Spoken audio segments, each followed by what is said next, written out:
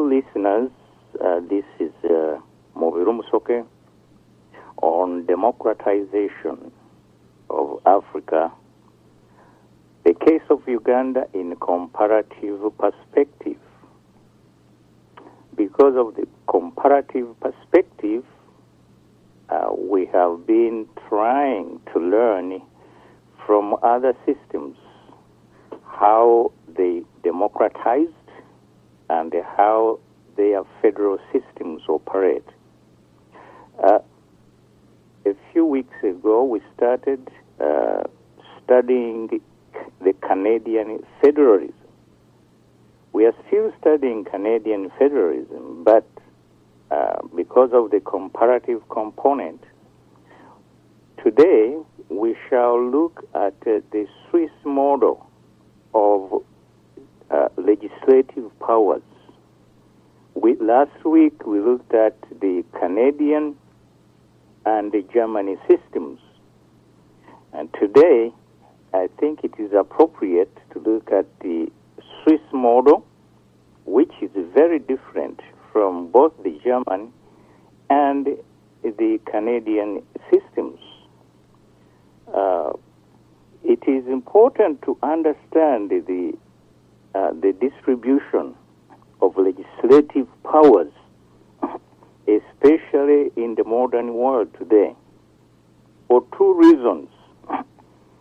First of all, because international law now affects the exercise of federal powers. The existence of regional groups like the European Union, the East African Community, and the other regional groups do affect the exercise of legislative powers within the state. So it is important to understand how other systems operate and how they affect the democratic process. Secondly,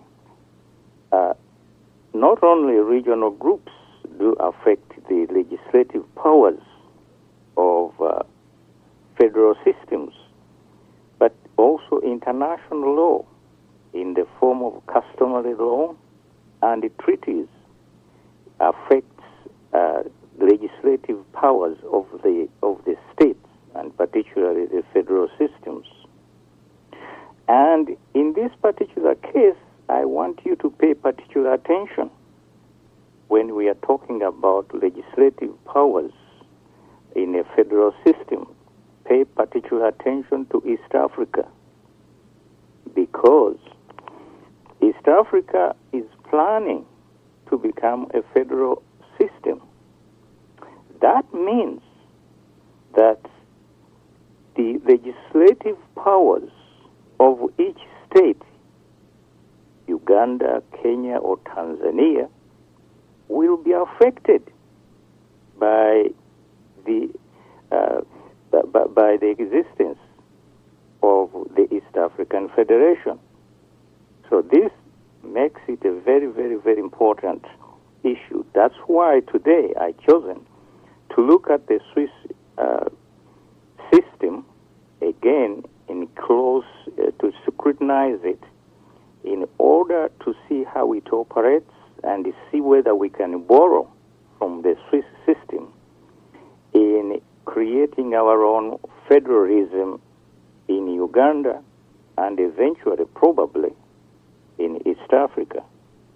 And I want to remind the listeners too that the three states of East Africa have different attitudes towards federalism.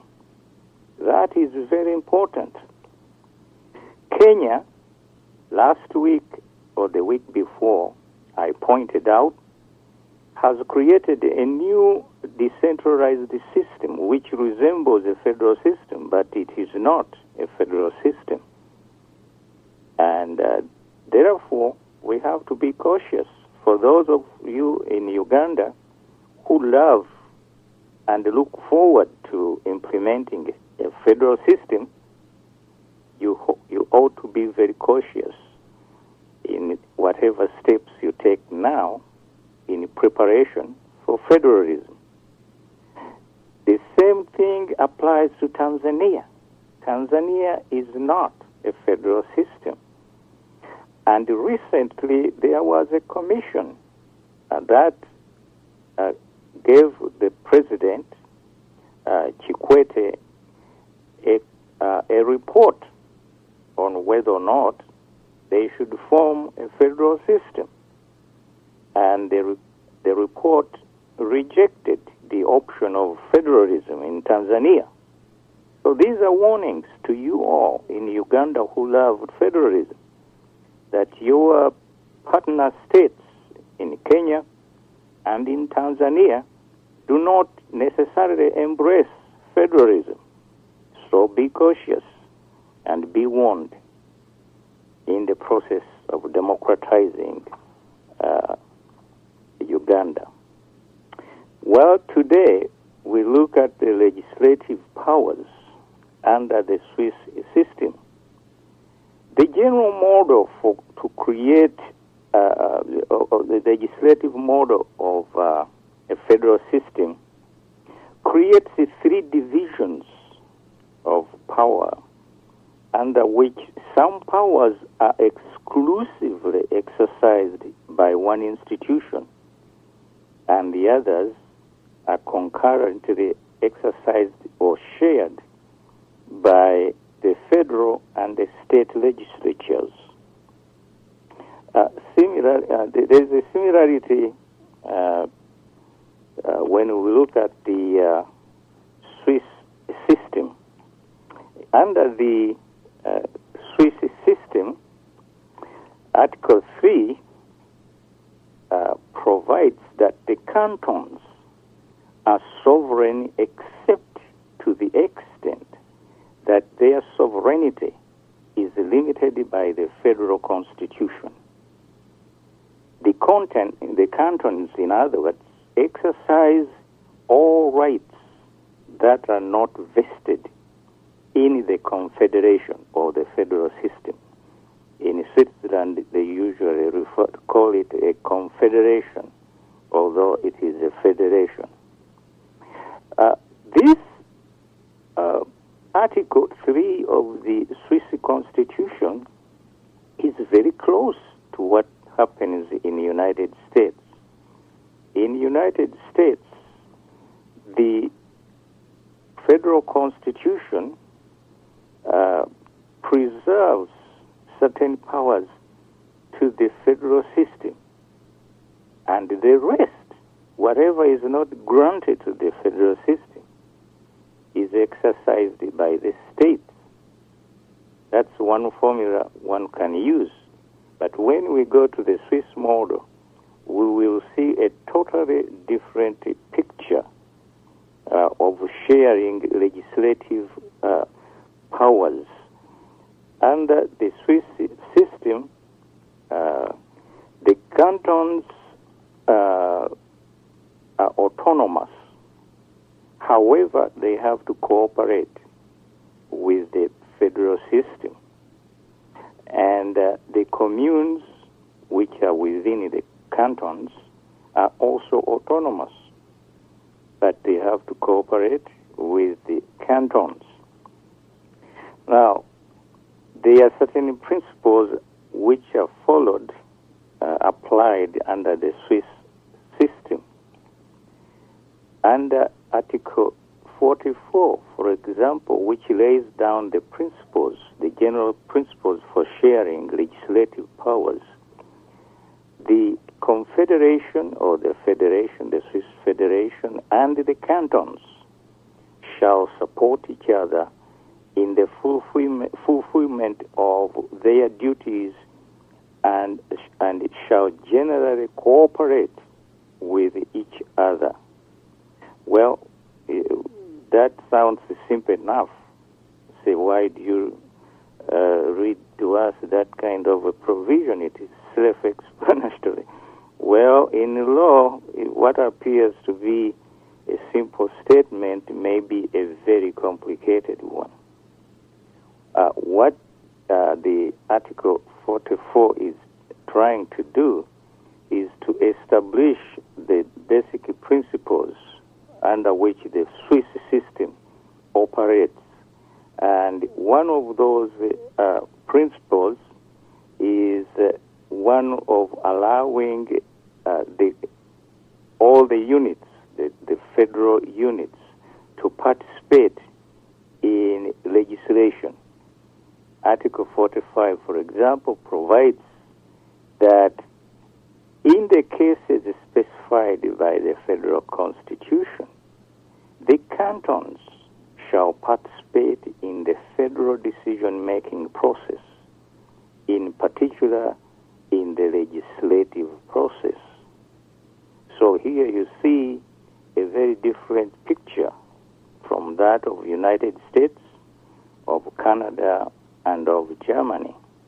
Here, in Switzerland, the states do participate in the federal legislative process, whereas, as I pointed out, under the U.S., Canada, and Germany system, you have the principle of exclusive exercise of powers, where the federal has exclusive powers, and the states have exclusive powers, and then on the other hand, they have concurrent powers at the same time. So there are three types of powers: exclusive for federal, exclusive for state, and concurrent for both the federal and the state. In Switzerland, they don't have that formula. They operate in a very different fashion altogether. For example, the Confederation, when we look further, the Confederation shall inform the cantons of its intentions. That is, the federal system it has a legal obligation to inform the cantons of its intentions fully and in good time, and shall consult the cantons when their interests are affected. This is not the same. It's not the same principle as applied in Canada or in the United States. Each power exercises its legislative authority, not necessarily in consultation with the other. And then when there is a dispute, the courts decide the resolution, determine the resolution. Again, we have to work. This one is similar to another principle is similar to that of Germany. And Article 46, the cantons shall implement federal law in accordance with the federal constitution and federal legislation. Now, you don't find that in the United States at all.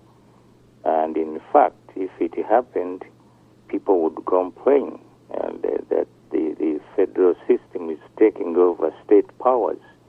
The states are not required to cooperate with the federal system. If there is a dispute, the courts will determine who is right and who is wrong. The same is not true in Switzerland. In fact, in Switzerland, there is the political process. Rather than applying the judicial process to resolve the issues, the disputes are resolved through political mediation between the states or the cantons and the federal system. So you see a totally different picture altogether. So these are important issues, important points which you should be considering when you are beginning to formulate your own federalism for Uganda. Which one would you prefer? Which do you think serves the best interests, especially knowing that we have many ethnic groups, and some are small, others are big, and we are not yet tackling the issue of the formation of the principle under which the federal units will be constructed in the Ugandan context. So we are not going to worry about that right now. The federal under this another feature of the Swiss system is the intercantonal agreements. Cantons can make agreements between themselves and enforce those agreements. This is a unique feature of federalism in Switzerland. It does not exist in the United States, and it does not exist in Canada. In Germany, yes, the states, the land, they have an obligation to enforce federal law. Let me also point out, in spite of everything we've said about cooperation and working together, and the cantons working with the federal system, Article 47 of the Swiss Constitution provides that for the autonomy of the cantons. It provides that it shall leave the cantons sufficient tasks of their own in respect of organizational autonomy. In other words, the autonomy of the cantons is guaranteed, although they are required to cooperate and with the federal system, with the federal units. So here you have a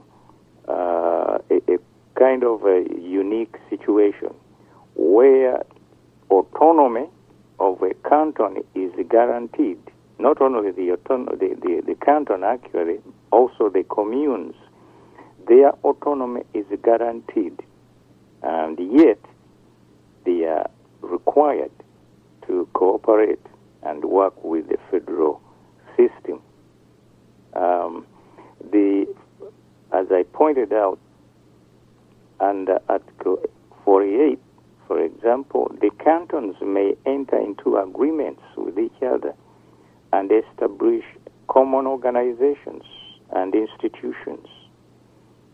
In particular, they may jointly undertake tasks of regional importance together. Now, that's a totally different picture when you look at the United States. The states do not necessarily form, they are not even allowed to make agreements between themselves or form interstate institutions or organizations. Under the Swiss system, agreements between the cantons must not be contrary to the law, obviously, to the interests of the Confederation or to the rights of the other cantons. Well, that's it's some kind of a limitation. But as I pointed out at the beginning, under the question arises in enforcement. How do you enforce such a provision, since you are required to, the cantons are required to cooperate and to work together between themselves and with the federal government? So how do you handle a situation like that? And especially since the resolution of any disputes that arises between the cantons and the federal government, or the confederation, as they call it in Switzerland,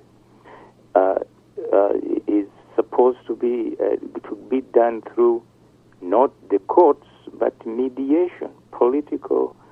In other words, through a political process. So you see that there is a lot, to learn how different federal systems operate, and therefore our obligation to make sure that we acquaint ourselves with all these different systems before we embark on formulating our own federalism. Hopefully, it would be better, since we've learned from the mistakes of the other systems.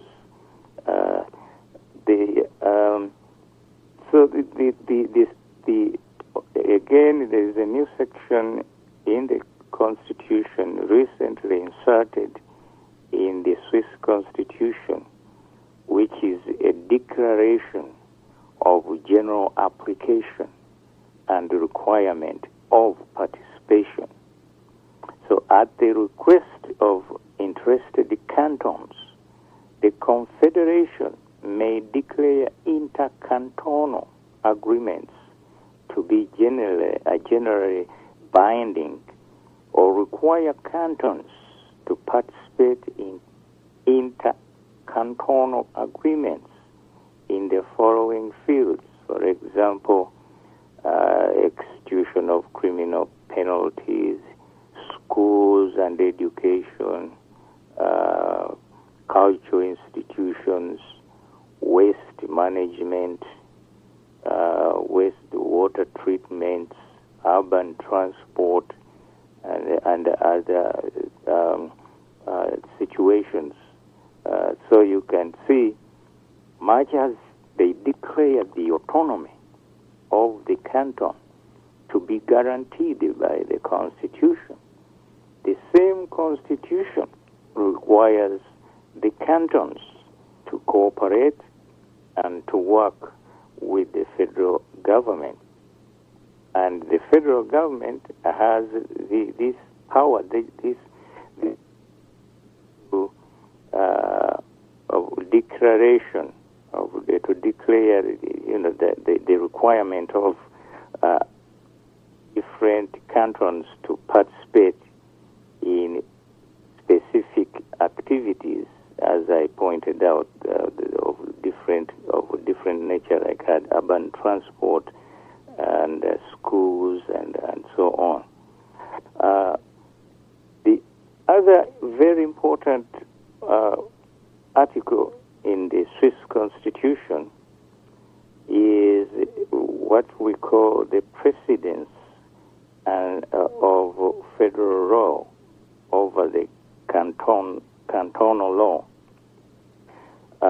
Article 49 provides that federal law takes precedence over any conflicting provision of cantonal law. So what does this mean? It's a general provision. It simply means that the federal law, whenever it exists, if there is a conflict between federal law and the laws of the cantons, the law of the canton is preempted. In other words, federal law takes over, is valid, and the cantonal law is voided or nullified. So this one refers generally to the law, all laws, and it's a very broad provision in the Constitution. It applies to any law that a canton may legislate if it conflicts federal law, any federal law, it is void to the extent of inconsistency. Now, that should be distinguished from what the U.S. Constitution provides. Under the U.S. Constitution, the Constitution itself, the federal Constitution, is the supreme law, and all other laws that are inconsistent with the Constitution, whether they are state laws or even federal laws, they are null and void to the extent they are inconsistent with the Constitution. That's a different principle from what the Swiss have in their Constitution. The Swiss provision is similar to the German provision. In Germany, too, the federal law takes precedence over the state laws. Of course, in Germany, the land laws, and in Switzerland, canton law. So I don't know whether this distinction is clear to everybody. The distinction between the Constitution being supreme, as in the United States, and any law inconsistent with it being void to the extent of inconsistency, and federal law generally taking precedence over state law. Those two principles are quite different. In Uganda, of course, we borrowed the U.S. principle of supremacy of the Constitution, and any other law that is inconsistent is void. I hope that by the end of at the second hour, we will be able to talk about the Ugandan Constitution, 1962 Constitution. Under the Swiss system, communes are also autonomous.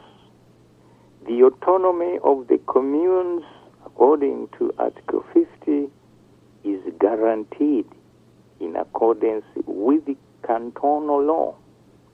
In other words, when we were talking about the autonomy of the cantons, it was the federal law that guarantees the autonomy of the cantons.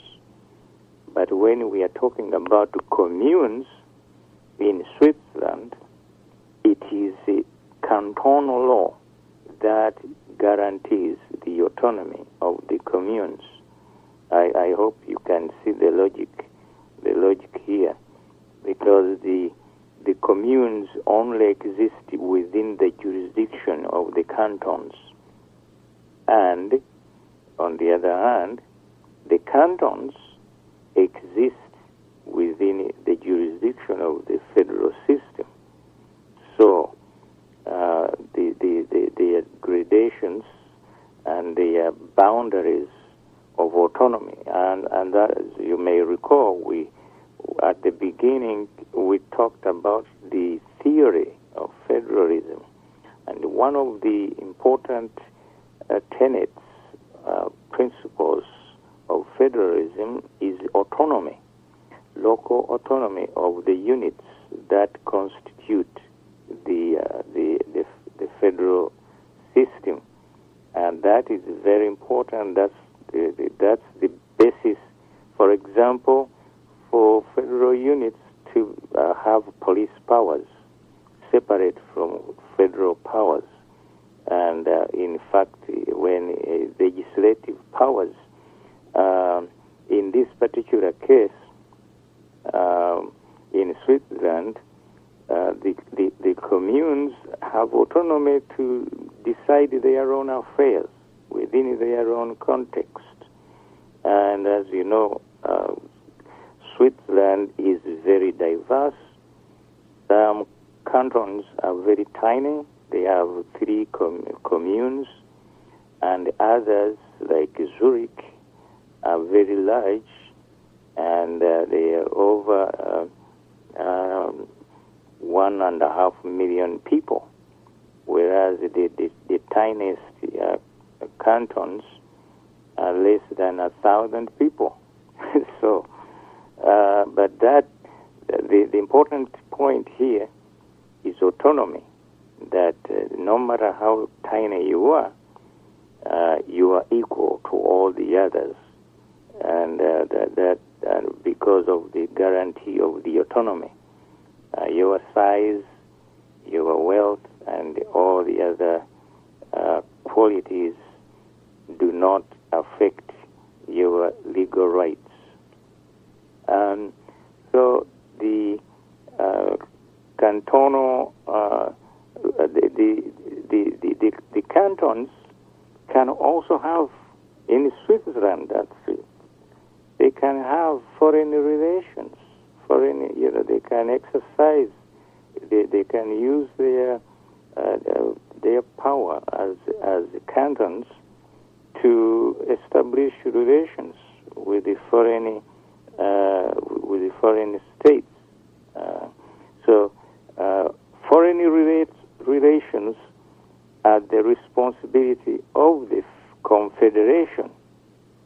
However, the Confederation shall ensure that the independence of Switzerland and its welfare is safeguarded.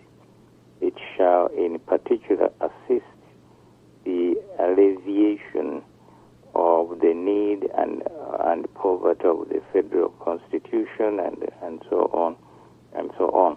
That and guarantee the peaceful coexistence of the peoples, as well as the conservation of natural resources. So while on one hand they guarantee autonomy, they make sure that they operate independently, but at the same time, this is a unique feature of Swiss federalism. The cantons can have foreign contacts in space. So the Article 55, for example, the cantons shall be consulted on foreign policy decisions that affect their powers or their essential interests. That is a unique feature here. In the United States, the federal government has no obligation to contact or to discuss issues with the state of Massachusetts or California when it is dealing with the foreign countries. But in Switzerland, it is very different. The federal government has an obligation when it is dealing with the foreign powers to take into account the interests of the cantons. And so when you are formulating your own federalism, you have to consider whether or not that is an appropriate principle to include in your federal constitution. A canton may conclude treaties with the foreign states on matters that lie within the scope of its powers. That is Article 56, Section 1. So you can see this is very extensive. A canton may conclude treaties with foreign states in matters that lie within the scope of its powers. So you can see for some countries it is hearsay to talk about a state within a federation concluding a treaty with a foreign power. So here you have later on we are going to talk about democracy by the people and the use of the referendum, and you will see that the Swiss are way ahead of all the others when it comes to the granting the people the rights to participate in their own affairs. Very different from what you have in Uganda, where one man called the Kaguta Yoweri Museveni thinks he knows everything, and not only that, but he also believes he has all the power to execute whatever agreements he wants and go to Sudan and say we are not going to leave Sudan. That would be strange in a Swiss context for a country, because, for example, if Uganda was a federal state, let us say it was a Switzerland within Africa, the northern districts like Gulu have intimate relations with the southern Sudan. In fact, they have some relatives in the across the borders. So you can see how the Swiss model can actually be of some use within the African, and in this particular case, Ugandan context. If, for example, the people in Gulu who are next to southern Sudan, or Kitgum, the district of Kitgum, if it was a state, a federal state, could make a treaty with the southern Sudan, say we don't want war, we want peace. That, of course, is just impossible to even to contemplate under the rule of the dictator known as Yoweri Kaguta Museveni. Then let us look at civil and criminal law. The cantons, they are autonomous. They can legislate on civil and criminal matters, but as I pointed out, their powers are always limited by that provision that states that federal law takes precedence over state law or cantonal law in this particular context. So they could legislate, they could make any law. However, that law will be subjected to the precedence of the federal law. And if it is inconsistent, it would be null and void to the extent it is inconsistent with the federal law. Now we are talking about federal law, not federal constitution. You should draw that distinction very clearly in your mind. Under Swiss law and also Germany federalism, it's the precedence of federal law over state law is not the same thing as the supremacy of the Constitution, the doctrine which applies in the United States, and of course, if we have democracy in Uganda, and so the power for criminal law also applies. At this point, let me take a short break, and I'll be back in a minute to continue this conversation. Thank you.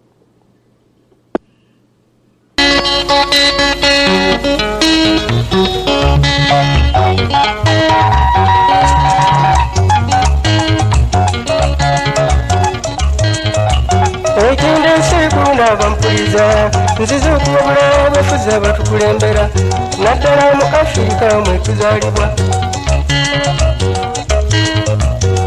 abali ku bufuzi n'abaliddako naddala mu Afirika mwe tuzaalibwa mulimbalimba bannammwe bemukulembera nga mubasuubiza eddembe mu buli kimu okubaleekera eddembe eriyawanirwa nga mubasaba obululu mulyoke mufuge ne babawa obululu ne muyitamu naye olutuuka ku bufuzi ne bukajjala nga bakutuusa ku bufuzi obaziba emimwa ng'okulonda mu nsi zammwe mukujjawo obwo obululu obw'amazima n'obukompanya nga n'oludda olubavuganya mu lujjawo nga mwefuula abafuzi ab'olubeerera so nga abakabaka bonna mwe mubajjawo abafuzi ab'ensikiira n'omubajjawo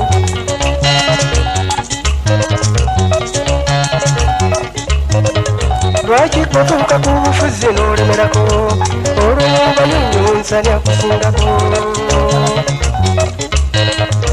leero ndyogedde abange leero ndyagedde nasirika obwedda nze leka ebigambo mbyasenze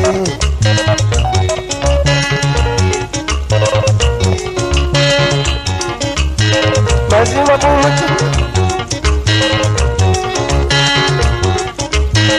mazima ku bugagga bw'obuwajja mu kutuyana oba ku mukyala w'obwoba wakuvuganya bw'obaana ne Katonda akuyambako naye lwekyo tugumbula abaana bakuvuganya olw'ensi yaabwe nabo mwe bazaalibwa abamu mubattakyera ensi yonna n'emanya abamu mubattakyama naye Katonda n'amanya oba okusirika kwe temubuyita obutamanya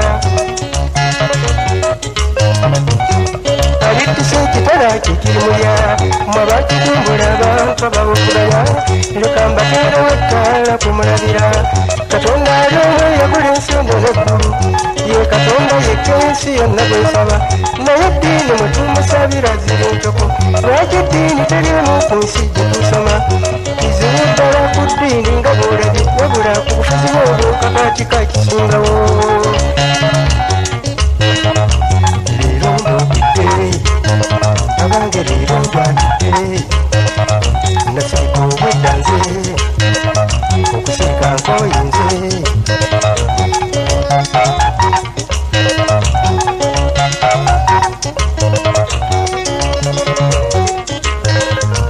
Katonda alina amaanyi agatalojjeka ayinza okunsikiriza eggulu n'ensi nga bw'alabye teri kimulema ku nsi kuno ne mu ggulu nga tabaliriza bantu kumusinza lwampaka nga mmwe bwe mukola mu nsi ze bukulembera yatuleetera eddembe twesalirewo teyavaala ka sitaani n'atamuzisa ng'eyo yeminzaani ye gye yateekawo ayawulemu abamutya n'abatamutya kyova mbuuza abafuzi abeekuluntaza gw'omuntu obuntu eyava mu nfufu mu ttaka Katonda bwe yabumba bw'ati n'omukono gwe obuyinza wabujjawo okulwaka kumuganya leero ndatidde abange leero ndogedde nze nasirika obwedda nze abange leero ndatidde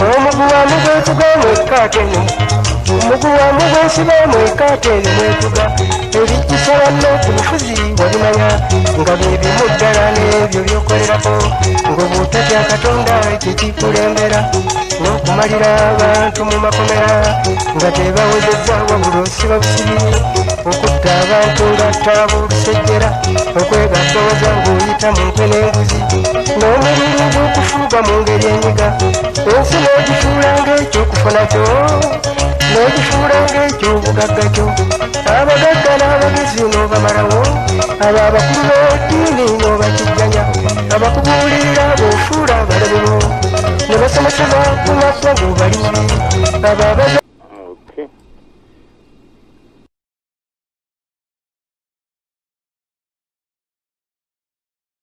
back to continue the conversation with legislative powers and the federal system.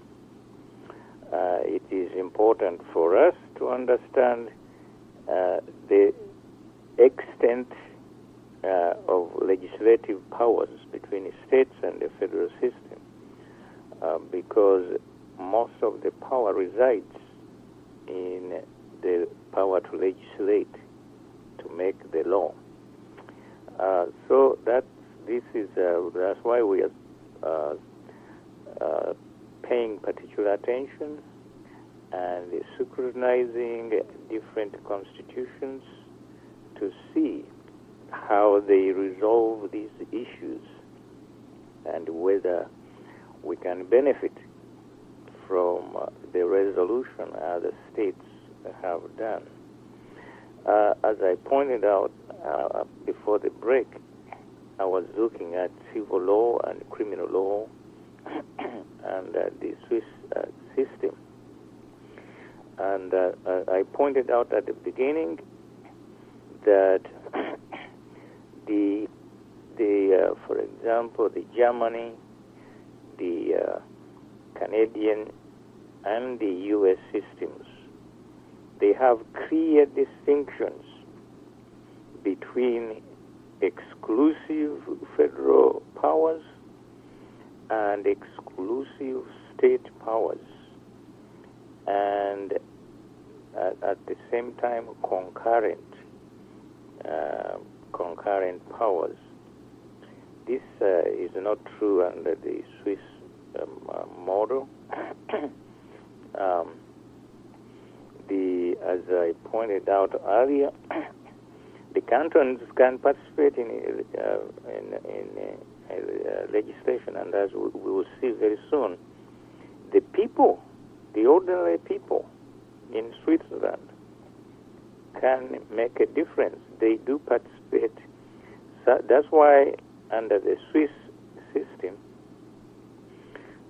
it is not strictly divided into exclusive federal powers, exclusive cantonal powers, and concurrent powers between the state and the federal system. Usually the federal system actually has the overwhelming power to legislate. For example, Article 122 for civil law, the confederation, which under Swiss constitution, confederation means federation. The confederation is responsible for legislation in the field of civil law and the law of civil procedure. The cantons are responsible for the organization of the courts and the administration of justice in civil matters, unless the law provides otherwise. So you can see there where the division of powers, the formula for division of federal and cantonal powers is quite vague and quite general. Under criminal law, that was civil law, the confederation in Switzerland is responsible for legislation in the field of criminal law and the law of criminal procedure. The cantons are responsible for the organization of the courts, the administration of justice in the criminal cases, as well as for the execution of penalties and measures, unless the law provides otherwise. So these are general powers. They do not necessarily say the states don't have powers, or the federal is exclusive, or even the idea of concurrency between the states and the federal system hardly exists in Switzerland. It seems the explanation, I think, will become obvious when we go all down. When we consider the participation of the people, there is a multiplicity of powers exercised by the people directly, and the institutions of the Swiss system, the Legislative Assembly, the Federal Council, and and of course the states. So let us take a specific example. In Switzerland, and in dealing with sex offenses, for example, it provides that if a sex offender or violent offender is regarded in the reports required for sentencing as being extremely dangerous, and his or her condition assessed as untreatable, he or she must be incarcerated until the end of his or her life due to the high risk of reoffending. Now, this is Article 123. So this is a very broad power. You could never, I guarantee you could never have a provision like this under the U.S. system, where personal rights are regarded as politically sacred, and therefore they cannot be touched. Even the right to hold guns here is taken as if it's based on religious faith. So you can see the big difference between the Swiss system and the exercising very broad general powers, granting them to the federal government to enact laws, including criminal laws, which definitely would not be applicable within the system of the United States. Another provision in the law, which I think deserves some attention, is Article 135. Of course, when we are dealing with the Swiss federalism, there was this concept of equalization, fiscal equalization, a system whereby the federal system tries to make sure that all the cantons, all the different regions, all the different sections of the federal system enjoy similar or equivalent rights.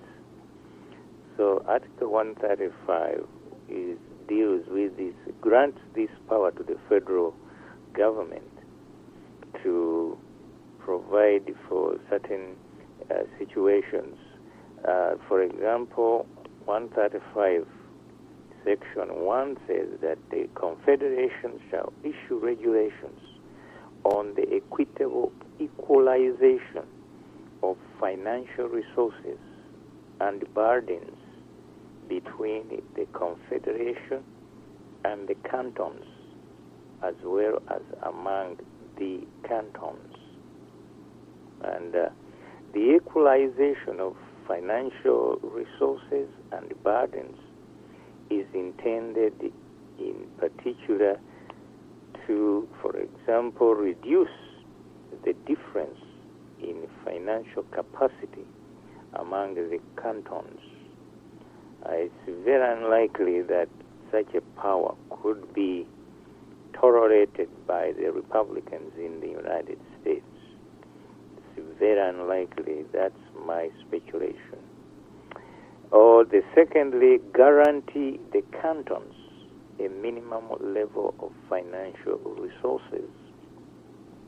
Or C, compensate for excessive financial burdens on individual cantons due to geotopographical and socio-demographic factors.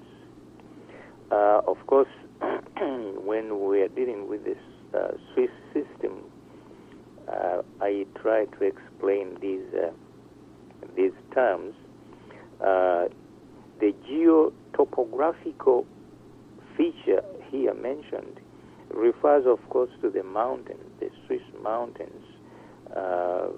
For example, it's very difficult to construct highways and roads on these mountain slopes. So that's where this federal equalization principle would apply. Socio-demographic, of course, refers to the population. Zurich is over 1 million people, and the other cantons, for example, have some of them have just 600 people. A canton, they are cantons with the 700 people, and so in situations like that, the federal government may enact laws for purposes of equalization so that the people of Switzerland, all of them, enjoy similar or equivalent conditions, rights, and conditions, or encourage intercantonal cooperation on burden equalization, or maintain the tax competitiveness of the cantons by national international comparison. The funds for the equalization of financial resources shall be provided by the cantons with the higher level of resources and by the Confederation. Now here again we are talking about power to legislate, but in this particular case, when it comes to the issue of equalization, we are talking about both the vertical powers and the horizontal powers. So when they refer to the states, the equalization of financial resources provided by those cantons, between the cantons, that is a horizontal equalization, whereas if it is resources coming from the federal government to the canton, that is vertical equalization. Well, these are things that sound too theoretical, let alone very abstract, but if you comprehend them, they will be necessary to consider when you are formulating your own federalism in Uganda. That kind of exercise of both federal and state power, say in Uganda where there is oil, where there is gold, in Karamoja, and other places where there is only bananas and nothing else, or fish for that matter, and in Lake Naluva, Lake Victoria. So different situations require different approaches and treatment. So the concept of equalization definitely is a powerful legislative power, which one has to consider. Under normal circumstances, one may not think that we are talking about legislative powers, but we are. When you talk about equalization, either through vertical processes or horizontal distribution, you are talking about legislation, because nothing can be done until a law is passed in order to facilitate the achievement of that objective you may have in mind.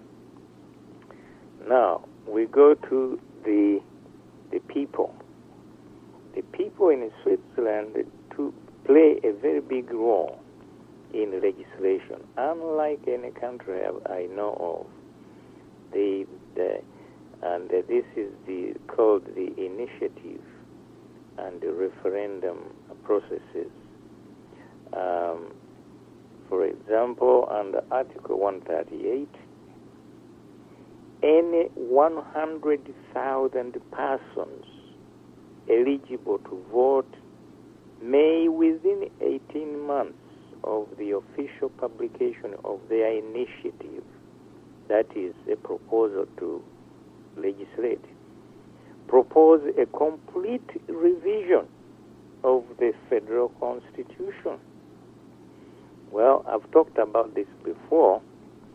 This is the power by the people, not the legislature, not the House of Assembly of Switzerland, but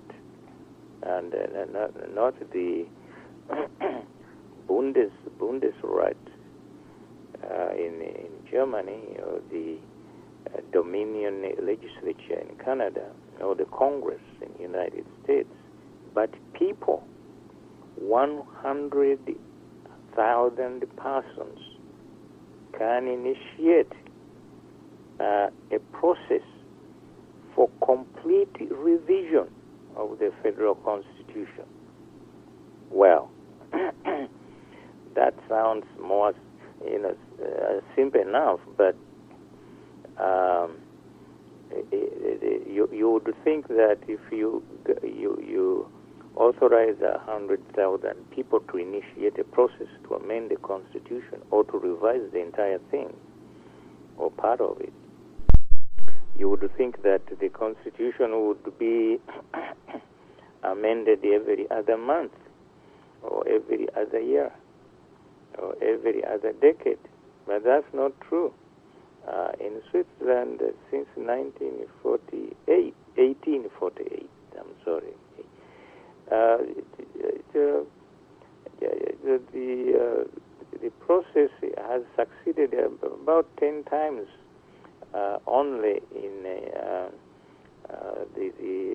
amending the constitution, in about 140 times attempts. 140 attempts, only about 10 times have succeeded. So, and you are talking about over a century and a half period of time. So, don't be scared granting the people the right, the power to initiate legislation or even to amend the Constitution. It will not necessarily, if you are democratic and, of course, rational, mean that you will overrun the Constitution and change it in the same manner as Museveni does in 2005. The NRM regime amended the Constitution, including lifting term limits. They amended about 100. They initiated about 120 amendments, and now they are proposing more.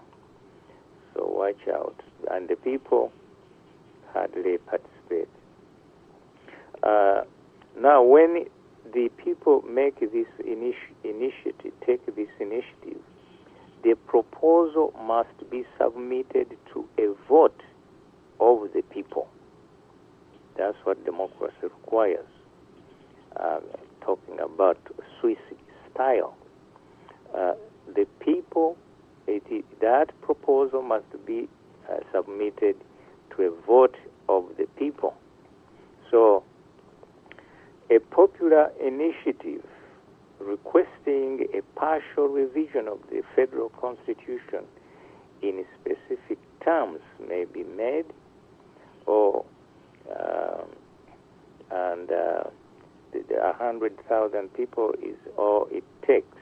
A partial initiative for partial revision of the federal constitution may take the form of a general proposal of a specific draft of the provisions proposed. And if the initiative fails to comply with the requirements of consistency of form and of subject matter, and if it infringes mandatory provisions of international law, the Federal Assembly shall declare it to be invalid in whole or in part. So you can see the people are free. 100,000 people is sufficient. However, there are some other limitation, checks and balances, as we say. The Federal Assembly can declare the initiative to be invalid in whole or in part if it is inconsistent with the law, with the Constitution itself. So the power, the generous grant of power to the people does not necessarily mean that such a power is necessarily exercisable to its logical limit. If the Federal Assembly is in agreement with the initiative in the form of a general proposal, it shall draft the partial revision on the basis of the initiative and submit it to the vote of the people and the cantons. Now, that is important. In law, every word is important. To the vote of the people and the cantons. Now, that a two-process kind of procedure. The people generally vote throughout the Switzerland, but as the people vote as individuals, they are also voting as cantons. So, for an initiative to go through, not only should you have a majority of the people, but you should also have a majority of the cantons supporting. Now you see why it is difficult to amend the constitution in Switzerland, even though the constitution seems to be so generous that it would allow 100,000 people to initiate the process. If the Federal Assembly rejects the initiative, it shall submit it to a vote of the people. So, the Federal Assembly does not have all the authority. It can reject it, but if it does, the people have to play a role. The people shall decide whether the initiative should be adopted. If they vote in favor, the Assembly shall draft the corresponding bill. So, there are checks and balances. Now, these are different checks and balances than we have in the United States.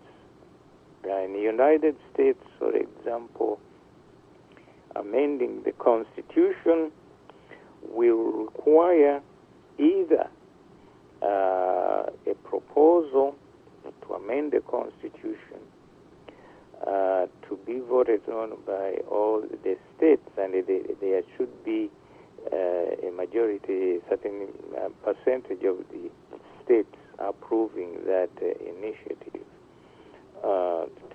before it can go through.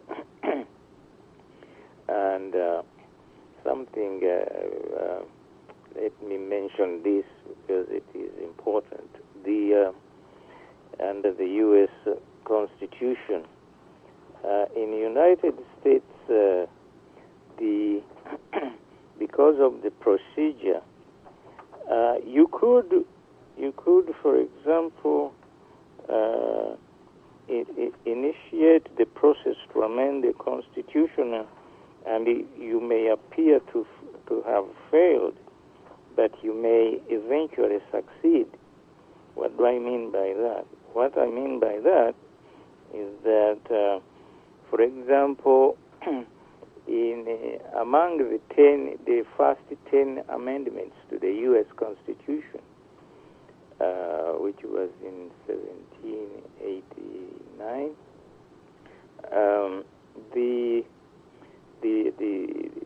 there was another proposal which did not go through, and that was to increase the salary of the members of Congress. It didn't go through. The first 10 went through, but the other one, which wanted to increase the salary of the members of Congress, did not.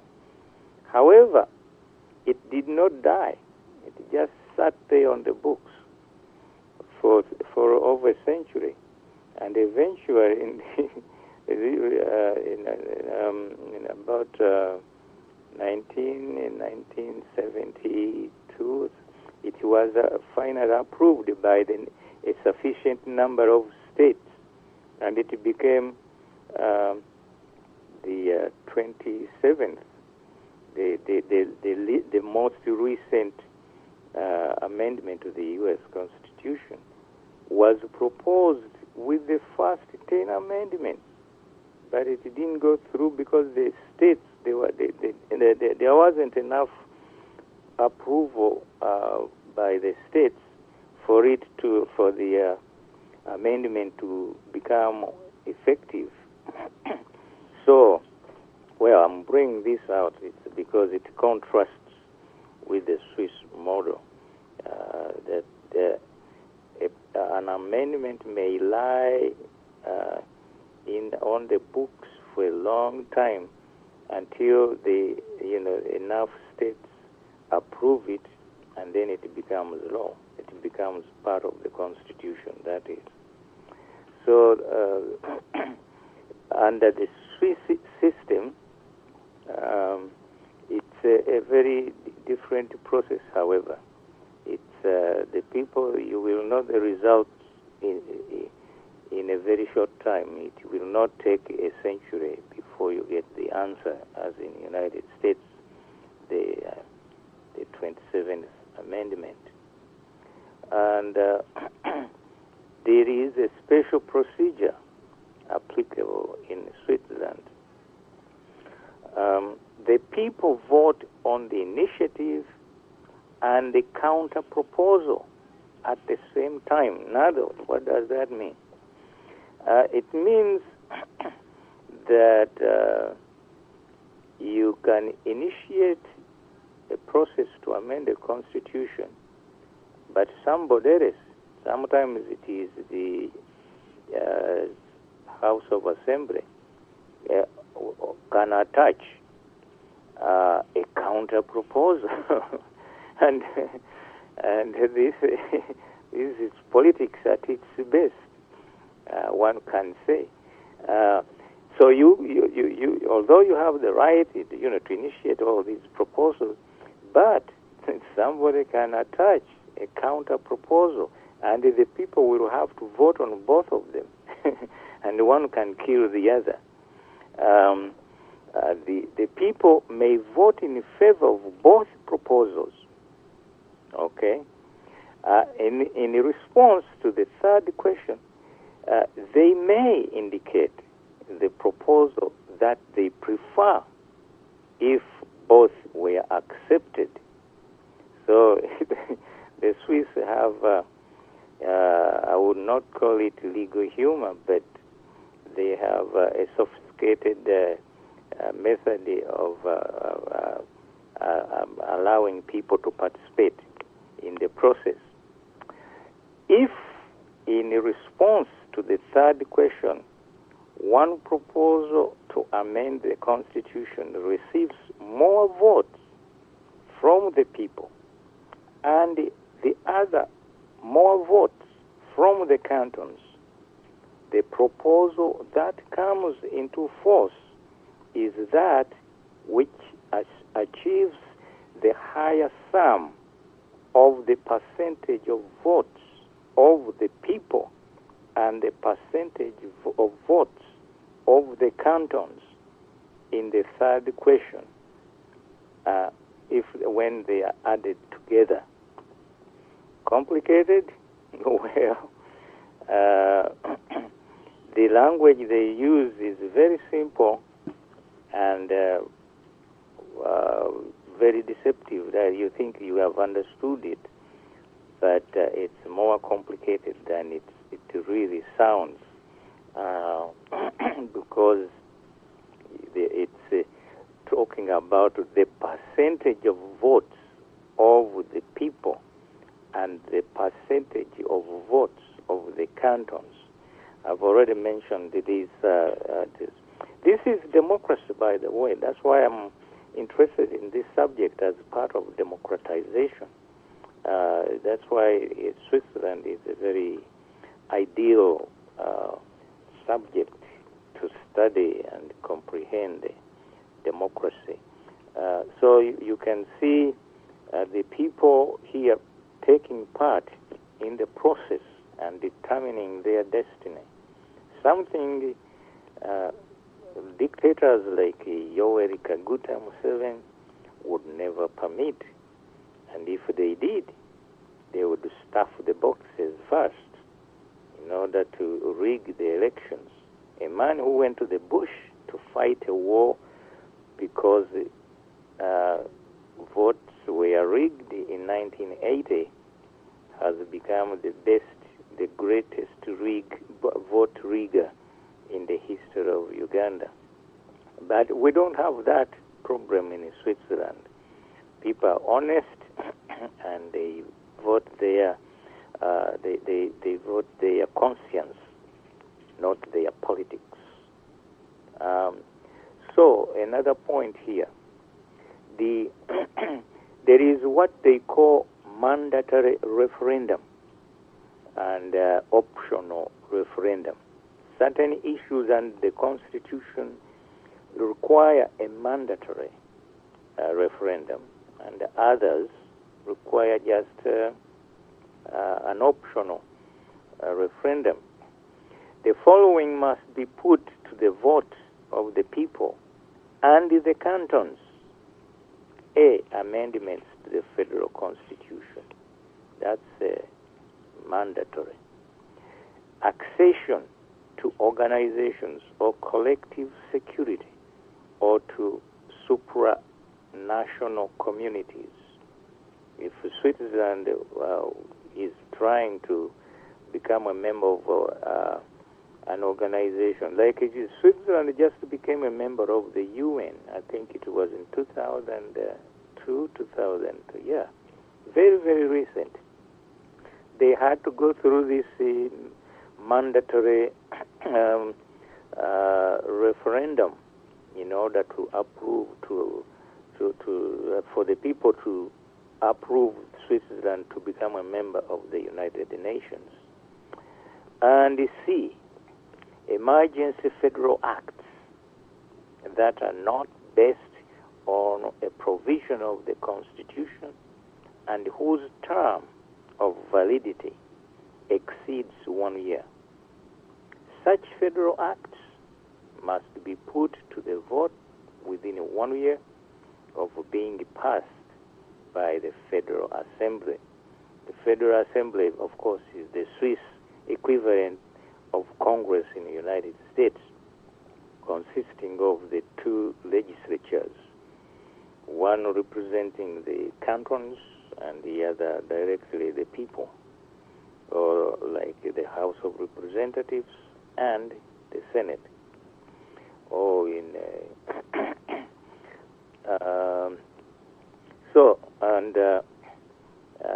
the following submitted to a vote of the people also: a popular initiatives for a complete revision of the Constitution, or popular initiatives for the partial revision of the Constitution in the form of a general proposal that have been rejected by the Federal Assembly. So you see here, you have checks and balances. The legislature or the Federal Assembly may reject a proposal to amend, and if they do, then you go to the people. You say, well, it would be like in the United States, the Congress rejecting a law, and then the people picking up that law and voting on it in a referendum and overriding the vote of the Congress, and then it becomes law when they override, the people overriding the Congress. In the case of Switzerland, of course, it is the Federal Assembly. They override. And see, the question of whether a complete revision of the Federal Constitution should be carried out in the event that there is a disagreement between the two councils. The two councils are the ones that constitute the Federal Assembly. Now, optional referendum. If within 100 days of the official publication of the enactment, any 50,000 persons eligible to vote, or any 8 cantons requested. You remember, Switzerland has 26 cantons, so you only need 8 cantons. The following shall be submitted to a vote by the people. And this is the optional referendum. It can be initiated by 50,000 people, or it can be initiated by 8 cantons. Vote for. They can vote on these things, these laws, the federal acts, or they can vote on the emergency federal acts whose term of validity exceeds 1 year, or they can vote on federal decrees provided the Constitution or an act so requires, and they can vote on international treaties that are unlimited duration and may not be terminated, and they can vote to provide for the accession to an international organization. As I was mentioning, Switzerland just became a member of the UN, or contain important legislative provisions of whose implementation requires the enactment of federal legislation. The people also participate in the implementation of international treaties, people in Switzerland. So while you are contemplating formulating your federal system in Uganda, these are things you have to think about. What role will the people play?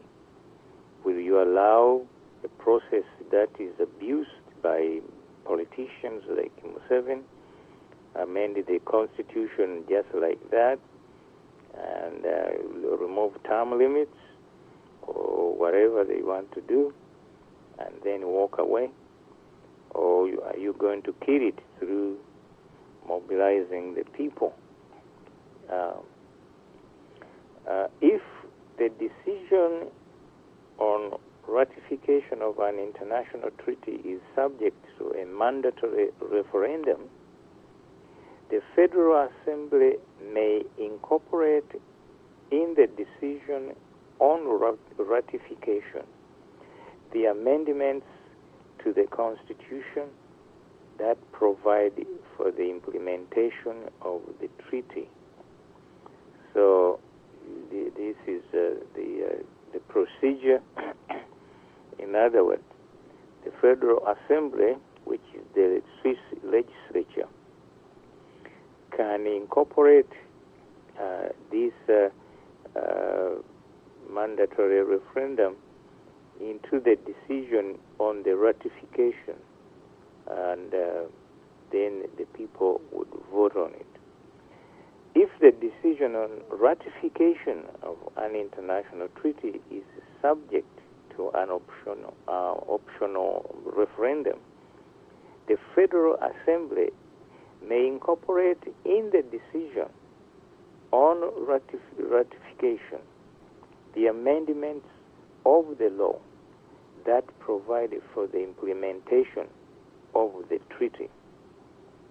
So you can see here that institutions, the federal institutions of the Switzerland and the people, side by side, do engage each other in the process of legislation, of making law. So the reason I'm dwelling on this issue is to show you the Swiss perspective, which is different from simply enumerating that these are the subjects over which the federal government has jurisdiction. These are the subjects over which the states have jurisdiction, and these are the subjects over which both of them, federal and state, have jurisdiction. Here you don't have that in Switzerland. Instead, the people, everybody participates. There's no exclusive federal power, exclusive state power, or cantonal power, and the concurrent power. So that's something very important to think about when you are contemplating to design a federal system. And remember, as we pointed out, and I'm coming to that next, we pointed out that these earlier federal systems, they had defects, design defects. In Nigeria, in Germany, the first one in 1871 had serious design defects, which you should avoid. In Switzerland, proposals that are submitted to the vote of the people are accepted if a majority of those who voted approve them. Now, that's under required majorities. When you have a referendum, it is normally just the majority, 51%. In a referendum, you don't stipulate to, let's say, 3/4 of the voters.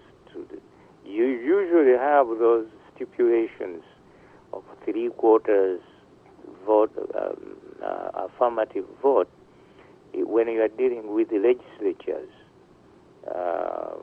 Congress,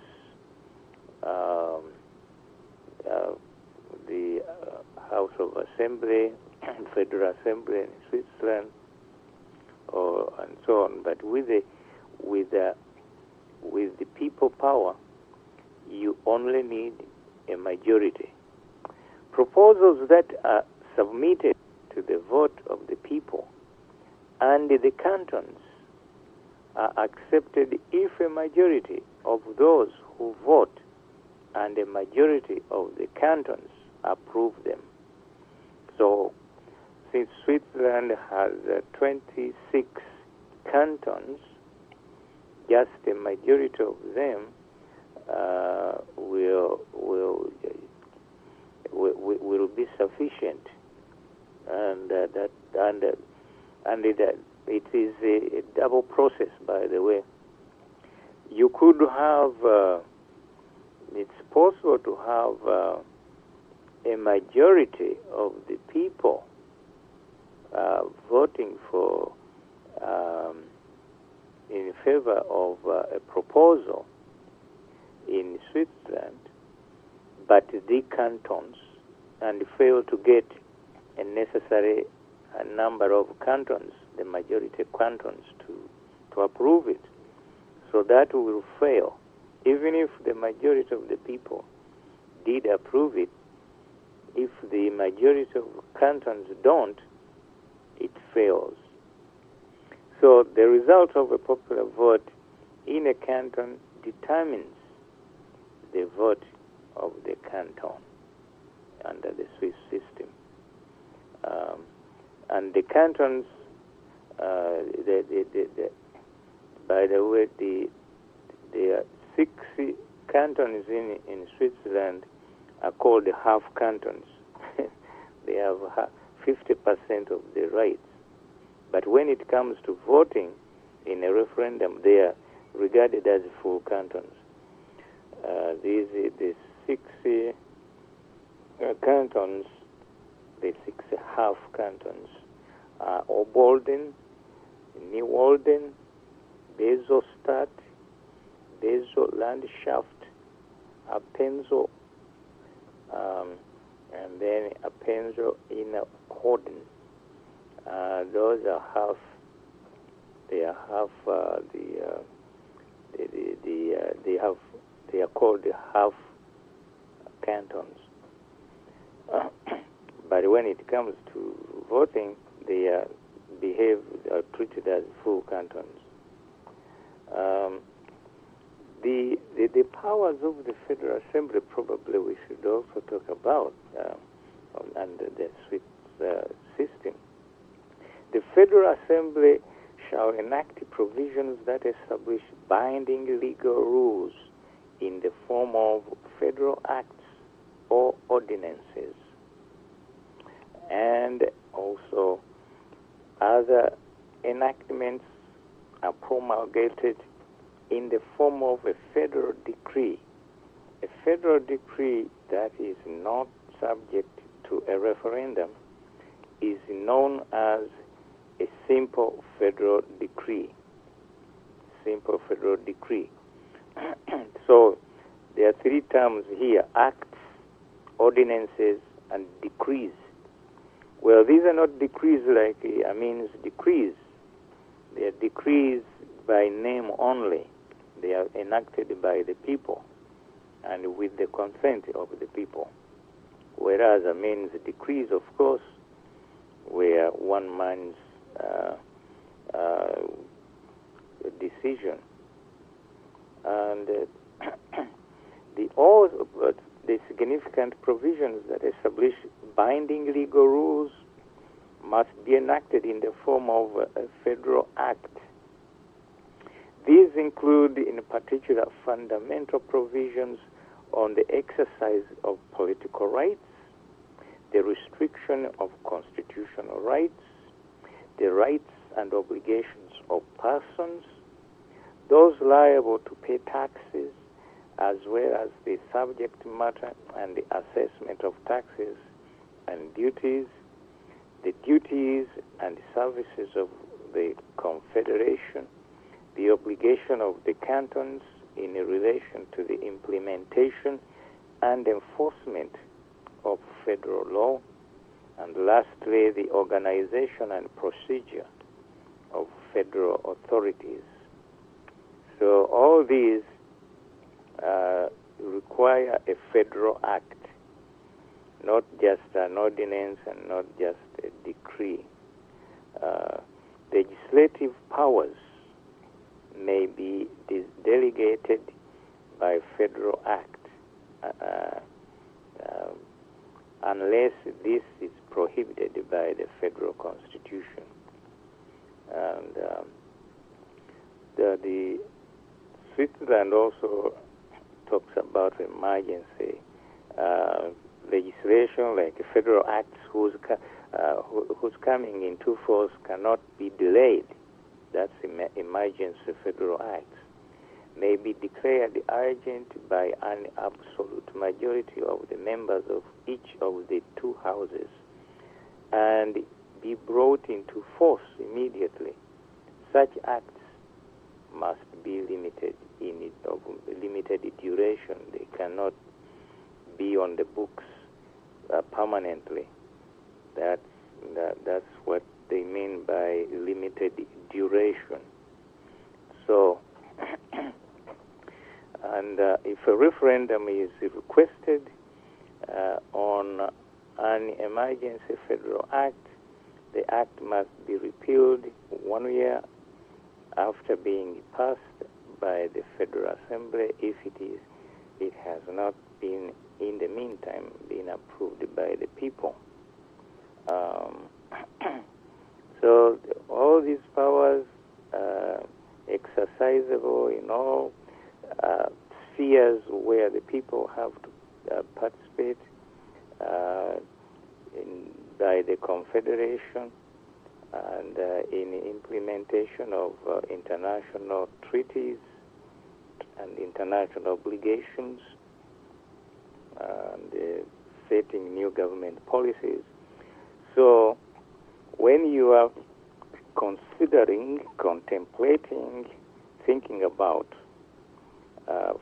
creating a federal system, these are things you have to think about thoroughly and think about how do you give people the power. People as a check and a balance on the politicians. By the way, I love the Swiss system of people power because, for example, in Washington, there is what they call the lobby, and there is also the power. The Supreme Court has just handed down a legislation where there are no limits on campaign financing. Now, in a situation like that, the powerful, those with money, are going to dictate which legislation goes through and which does not. You can't do that under the Swiss law.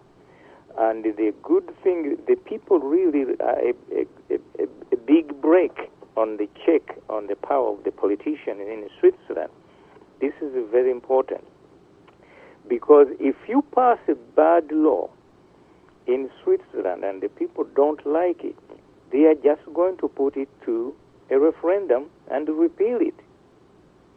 And that's why I'm saying in the United States, where the system is dominated with the lobbyists and the influence of money, and now the Supreme Court tells us that you cannot restrict the amount of money that can be spent on during the campaigns and the lobbying and all that.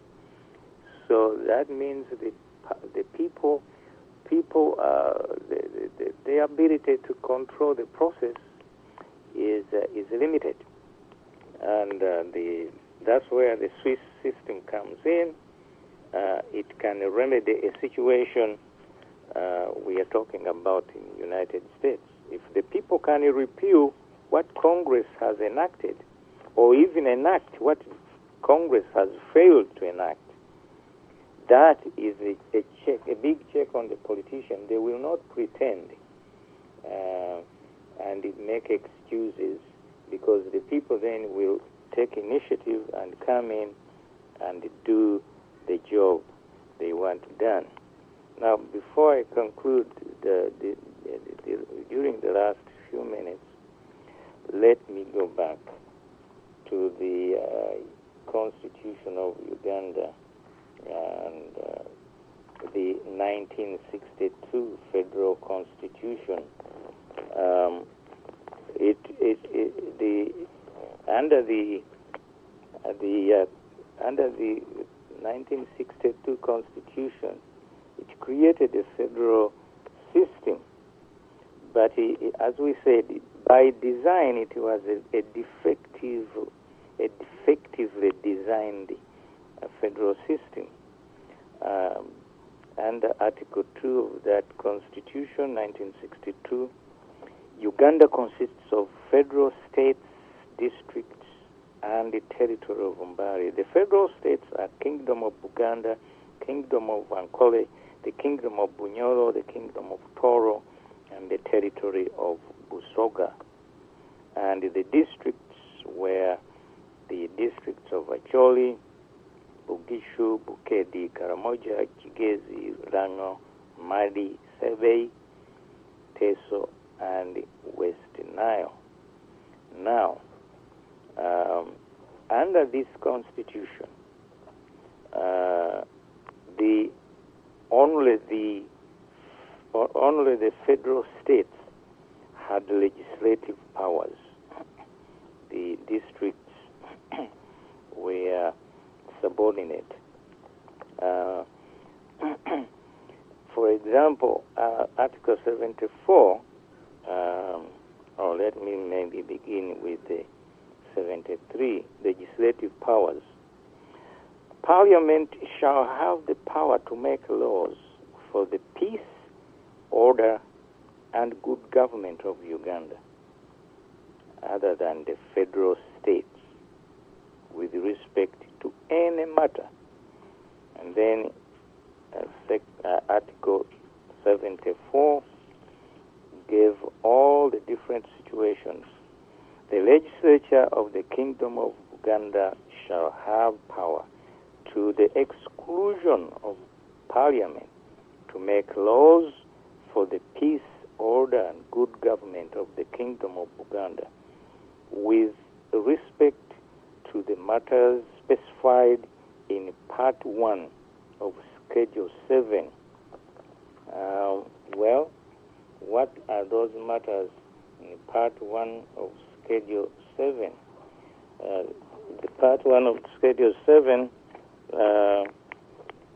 the matters with respect to which the legislature of Uganda has exclusive power to make laws were the kabakaship, the powers, the obligations, and the duties of the kabaka as such, the status of the kabaka's ministers as such, and their powers, obligations, and duties as such, other than those conferred by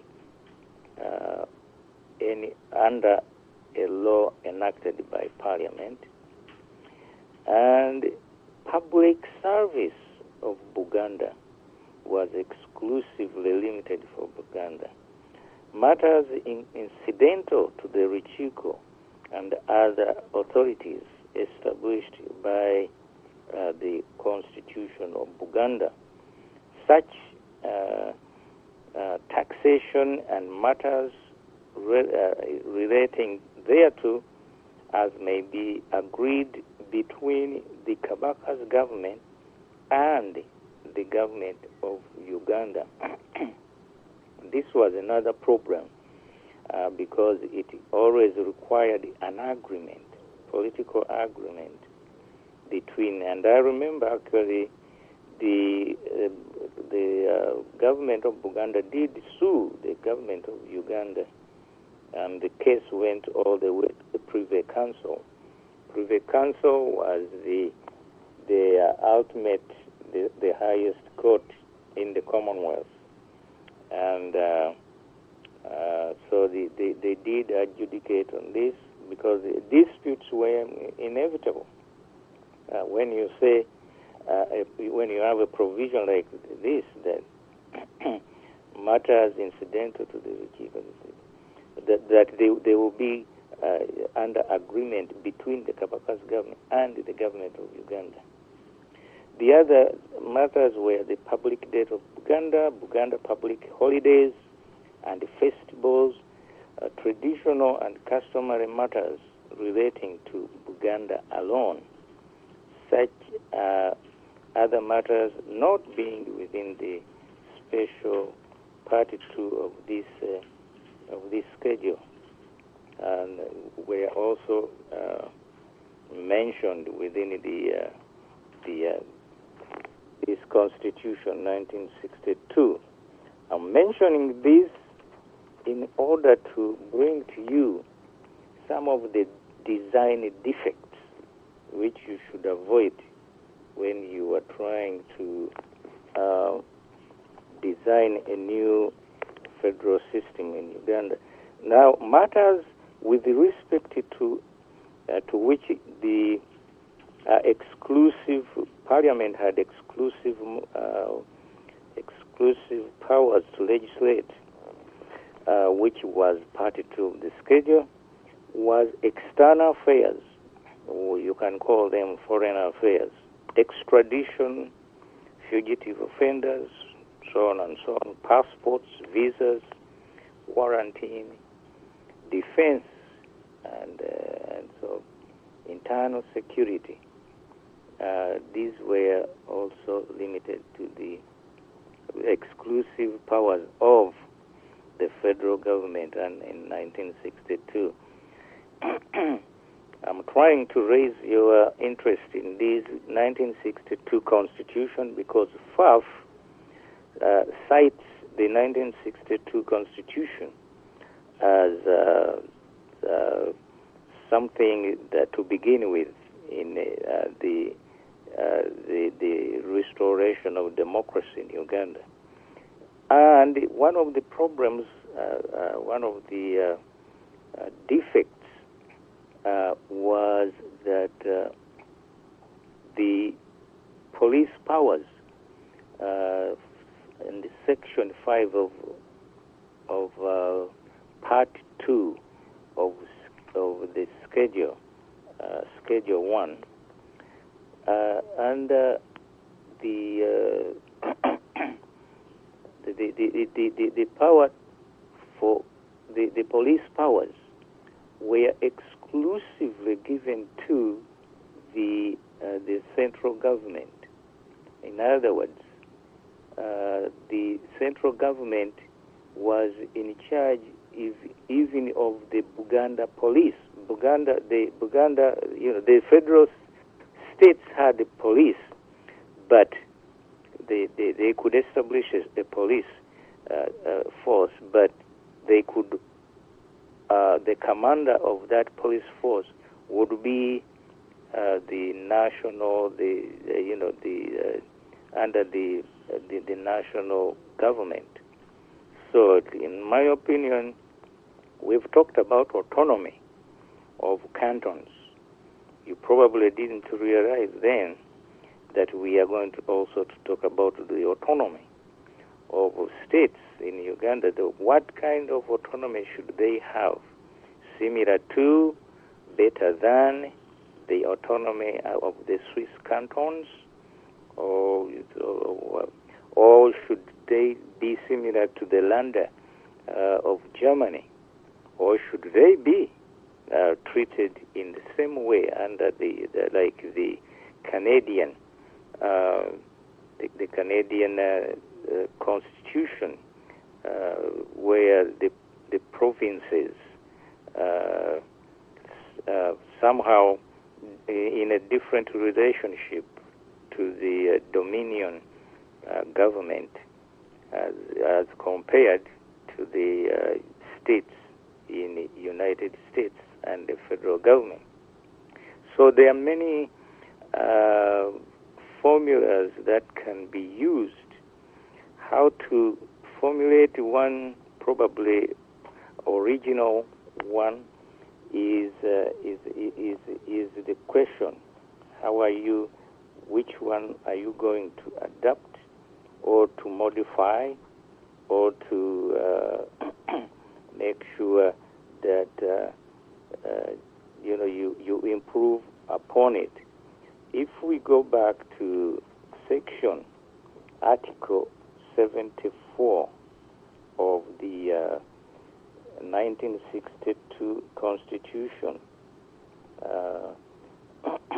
it provided, for example, Article 2, Parliament shall have power to the exclusion of the legislature of the Kingdom of Uganda to make laws for the peace, order, and good government of the Kingdom of Uganda with respect to the matters specified in Part 2 of Schedule 7 of this Constitution.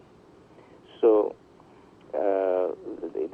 again, the Parliament and the legislature of the Kingdom of Uganda shall both have power to make laws for the peace, order, and good government of the Kingdom of Uganda with respect to matters that, again, specified in Schedule 7. A law of the legislature of the Kingdom of Uganda shall not apply to any person who is not an African. Any provision of the law or custom applicable to members of any African tribe with respect to inheritance, marriage, divorce, religion, or the personal obligations of attaching to a member of an African tribe as such. Do you want that kind of provision in your constitution? So, we shall continue to survey all the different constitutions and try to see which provide a better formula for us within the democratization. We cannot forget the Swiss model of people participation in order to counteract either corruption within the system. And I think this is very important actually to point out. The Swiss system, because a lot of the power is within the hands of the people, it has limited the corruption in that system, and it's very rare to find corruption to the extent you can find it even in other systems like the United States, where a former speaker of the House of Representatives in Massachusetts is in jail. A former governor of Illinois is in jail for having attempted to sell Obama's seat in Congress, in a Senate seat. The former police chief of New York has just been released from prison in New York. He was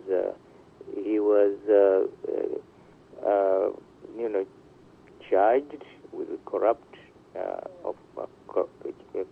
crimes and convicted and sentenced to jail. Well, when will Uganda reach this stage where corrupt politicians, let alone presidents, are not only tried, convicted, and sent to jail?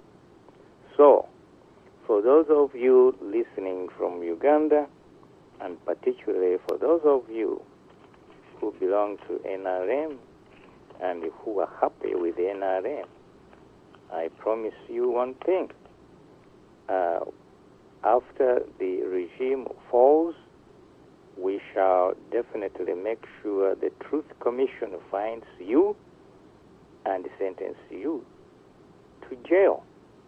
So you can jump ship now or stay with it and be charged and convicted and pay the price then. So until next week, I'll stop here, and next week I'll go back to Canada, and particularly, of course, the issues of the referendum issue in Quebec. We will look at a different perspective of people power working and also failing in Quebec, in Canada. Thank you for listening, and I hope you tune in next time for another conversation on a democratization of Africa, the case of Uganda in comparative perspective.